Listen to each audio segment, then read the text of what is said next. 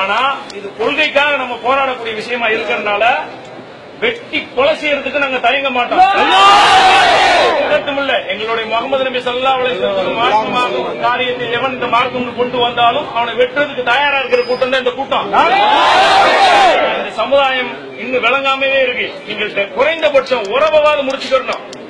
சரி, உறவை முடிக்கலன்னா வியாபாரத்தையாக முடிச்சுக்குங்க. நம்ம காசை வாங்கி நம்ம பணத்துல சம்பாரிச்சு நம்ம சமுதாயத்தை சீர்கெடுக்கிறதுக்காக இன்னைக்கு வளர்ந்துகிட்டு வர்றான். இதுக்கு காரணம் நம்ம தான். அல்லாஹ்ட்ட நம்ம பதில் சொல்லணும். 100 ரூபாய் கூட கொடுத்தாலும் குர்ஆனை ஹதீஸையும் பின்பற்றக்கூடியவன்ட்ட 100 ரூபாய் கொடுத்து புர்கா வாங்க முடியாத நம்ம இந்த சமுதாயத்தை வழி எடுக்கிறவங்க நம்ம 100 ரூபாய் புர்கா வாங்கணுமா? இவன் புர்கா கலாச்சாரம் கூடாதுன்ற கொள்கையில் உள்ளவன் புர்கா வித்துதான் சம்பாதிச்சு பெரிய ஆகிட்டு இருக்கான். இது இந்த மக்களுக்கு தெரியலையா? புர்கா கலாச்சாரம் அவனுக்கு கூடாதுன்னு சொல்லக்கூடிய கொள்கையில் உள்ளவன் புர்காவை விற்கிறான். இவனுக்கு என்ன கொள்கை இருக்கு? இந்த சமுதாயத்தை வழி எடுக்கிறதுக்காகவே வளர்ந்துகிட்டு இருக்கான். அதுக்கு நம்ம துணை போறோம். எந்த அடிப்படையில? வியாபாரத்தின் அடிப்படையில. வியாபாரத்தை முடிச்சுக்குங்க. குறைந்தபட்சம் அவன்கிட்ட உறவாவது முடிச்சுக்குங்க. அவன்கிட்ட பேசாதீங்க. அவன்கிட்ட பேசுறத குறைச்சுக்குங்க. இவங்க சம்பந்தப்பட்டமாவா எந்த உறவை நீங்க முடிச்சுங்க. அல்லாட்டி நாளைக்கு மகசல் அல்லாட்ட பதில் சொல்லணும். கண்டிப்பா பதில் சொல்லக்கூடிய நிலைமைக்கு நம்ம இருக்கணுமா? அப்படி நம்ம வாழணுமா?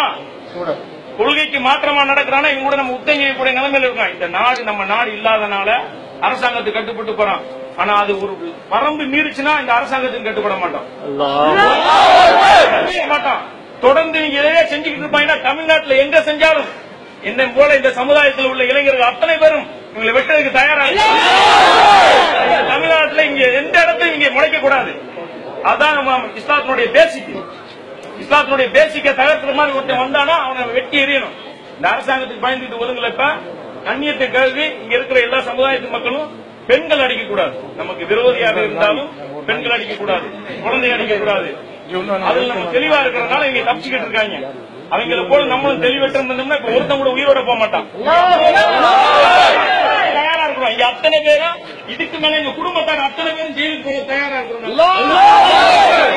ஆனா எங்க சமுதாயத்தை எங்களை அல்லாஹ்வுடைய தூதர் பெண்களை அடிக்க கூடாது, குழந்தைகளை அடிக்க கூடாதுன்ற ஒரே காரணத்துக்காக தான் இப்ப நாங்க கலைஞ்சு போறோம். நீங்களுக்கு பயந்துட்டு இல்ல. இன்ஷா அல்லாஹ் நம்ம கலைஞ்சு போலாமா? கலைஞ்சு போலாமா? ஆனா இது போன்ற காரியம் தொடர்ந்து செய்தால் கலைஞ்சு போகவே மாட்டோம்.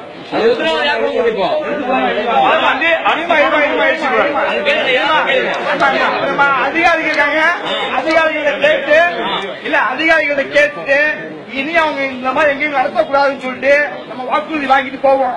எழுதி வாங்க சொல்லுங்க.